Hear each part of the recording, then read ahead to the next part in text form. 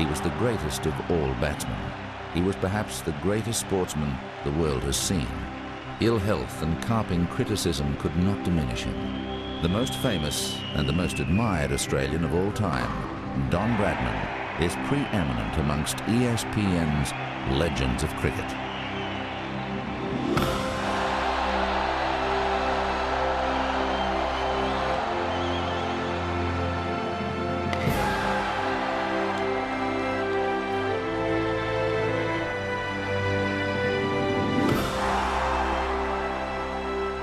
It was the most famous dismissal in the history of cricket.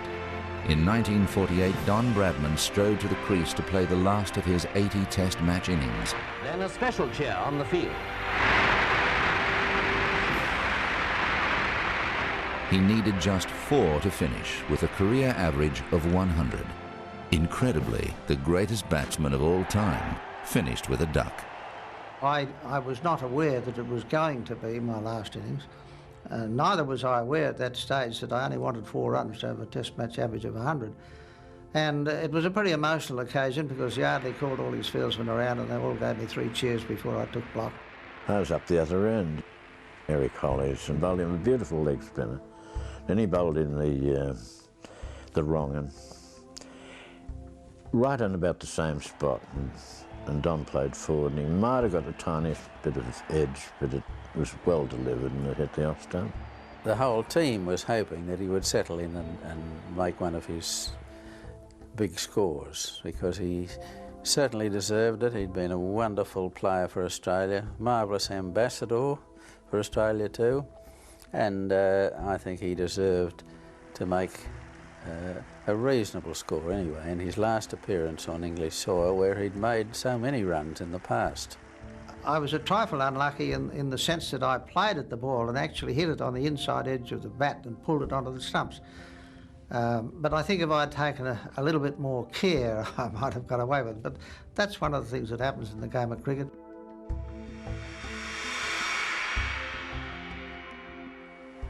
Even casual followers of cricket know precisely Bradman's final average, 99.94. Almost 40 runs higher than the next best, Graham Pollock. But what manner of batsman was this run-making phenomenon? Don Bradman was the greatest cricketer I ever saw, and I would say that he had the greatest repertoire of aggressive, damaging strokes that ever a batsman carried. In fact, I am quite certain he was the best cricketer ever to walk onto a cricket ground in any part of the whole wide world. You're still one of the best players of your era. When you look at Bradman's accomplishments, I mean, it was in an era of, I mean, the uncovered wickets thing was astonishing. That, you know, you couldn't even imagine some of the tracks that, you know, he must have played on, and, you know, the poise and the temperament, composure, tenacity that he must have displayed. The thing that stood out above anything else was his footwork. I never saw anybody get into position or move his feet around as much as Bradman did. And he always seemed to have, you know, like, he could actually make a movement with his feet and then realise he was in the wrong position and change again. I don't know of any player I ever saw that could move his feet twice. It's like the supreme footwork of a boxer. My personal theory about Bradman is that he was so good because he's so damn smart. He's really intelligent, really works things out, has great attention to detail. Just a very, very sharp mind, very focused, very clever. And I think he just concentrated on what was at hand and he worked things out in a very intelligent way. Bradman was also a superb fielder at cover or near the boundary. But it was his prolific run-getting that set Bradman apart. The almost near certainty that he was going to perform, even in a time of great uncertainty. We didn't believe any ball couldn't be scored off. I think that's the thing. You know, you get blokes out there and they say, well, if I've got to wait an hour for a ball to score off, well, I'll wait. But they never think about thinking that every ball in an over can be scored from.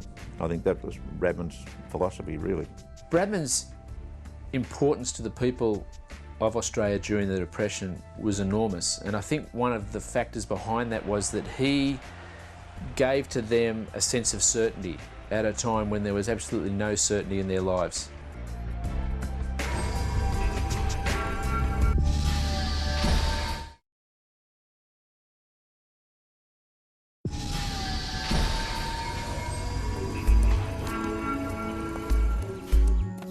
As a young boy, Don Bradman famously honed his skills, batting with a single stump and golf ball. I used to play away for ages out there on my own, and it was just fun. Never entered my head that I was probably training my eyesight and coordinating my movements. That didn't register at all in those days. Now, of course, I can realise what the significance of it was. I met him first in 1925, long before either one of us had ever been heard of in top-class cricket. Appropriately enough, we met in the middle of a country cricket ground at Bowral. He batted throughout the day, which was about 4 hours play, and at the end of that he had 234 not out. After success in grade and shield cricket, Bradman played his first Test match in Brisbane in 1928. Much was expected of him. After making scores of 18 and 1, Bradman was dropped for the next Test. Recalled for the third, he made 79 and 112. Australian cricket was desperately in need of young players, and Bradman was probably the pick of a group of young players. Archie Jackson was another one, and Stan McCabe was a couple of years younger. So that when Bradman came into the team for the first Test and failed twice, I think there was a great disappointment that Bradman was he was going to be the next big thing. So Bradman then came back into the side for the third Test and scored 79 and 112. And I think the significance of the century in the second innings can't be underrated, because that was the youth of Australia, if you like, the next generation rising up. In England in 1930, there were those who doubted Bradman's technique on seaming wickets. We went over as, I suppose you'd say, the underdogs of that tour. We'd been badly defeated in 28-9 in Australia. And we were a very young side, hadn't had much experience under English conditions. I think it was generally thought that we would lose the 1930 series. But I believe our players got used to the conditions quickly, and we improved rapidly as the tour went on. Bradman's performances in England that season were astonishing. He made 974 runs in the series, including a world record 334, with 309 of those scored in a single day. Bradman made cricket history on his first tour of England in 1930. As a boy, not yet past his very early 20s, he scored 974 Test runs in that series, a score which still stands. He had a bat in his den downstairs, which was the bat he got 254 against England, which he always reckoned was his greatest innings. And honest to goodness, there was a dent in the middle of the bat. You couldn't believe that a bat could have a hole in the centre of it from just making that constant contact right where it should be. In England there, he made such an enormous reputation that English journalists thought that England's chances of recovering the Ashes were absolutely nil until something was done to deal with Bradman's enormous ability.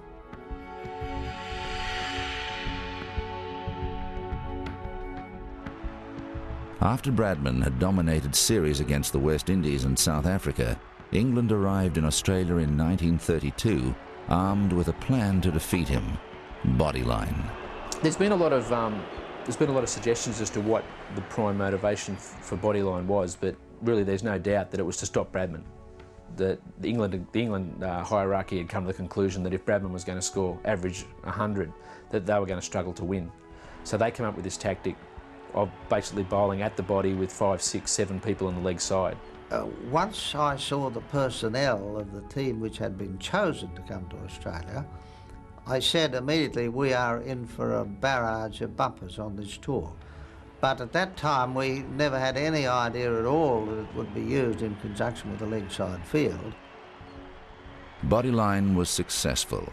inasmuch as Bradman's average suffered, and he made just 1 century for the series. He averaged an excellent but less than superhuman 56.57. We were very upset, of course, with the tactics they were using. The difficulty was how you're going to counteract them. You see, with 7 fieldsmen on the leg side and the ball is being directed towards your body, there is virtually nowhere to go. There's nothing you can do. It was obvious that it was something that was not going to last. It only had a limited life before it stopped. And we were all very relieved, I think, when the season was over and we got back to normal cricket again.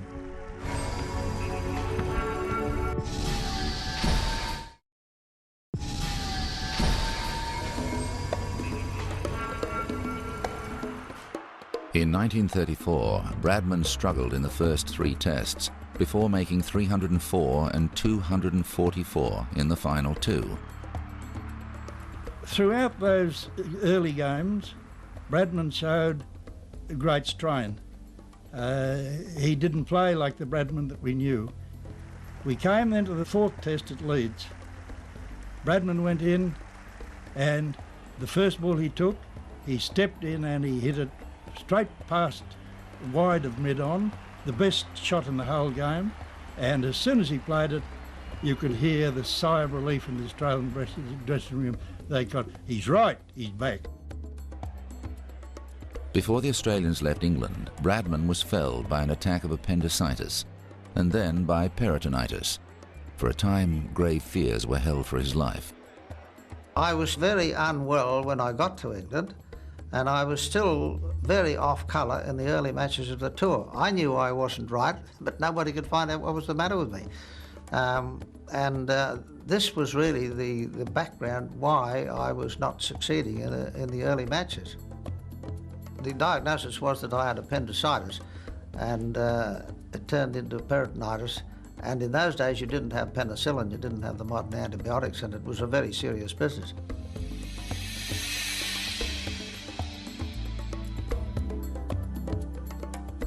In 1935, with his health improved, Bradman moved to Adelaide and began learning the stockbroking business.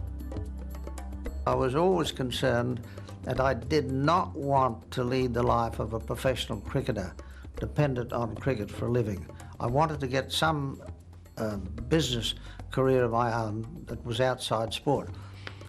And Mr. Hodgetts, who was a member of the Australian Cricket Board and a leading figure in the South Australian Cricket Association, approached me and said if I came to Adelaide, he would give me a contract which would guarantee me a position with his firm for 6 years, would allow me time off to play cricket, and would teach me the business of stock and share broking.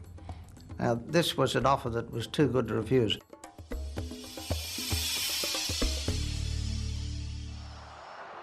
Bradman was made captain for the 1936-37 Ashes series.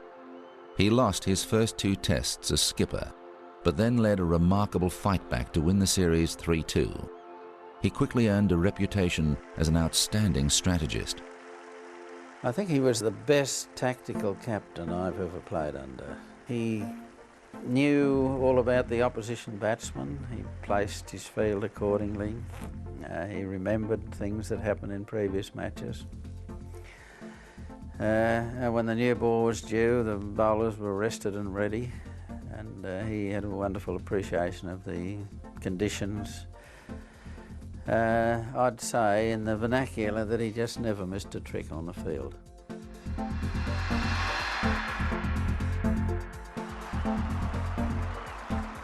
In the 1939-40 season, a record 77,000 went to see him play in a Sheffield Shield match in Melbourne.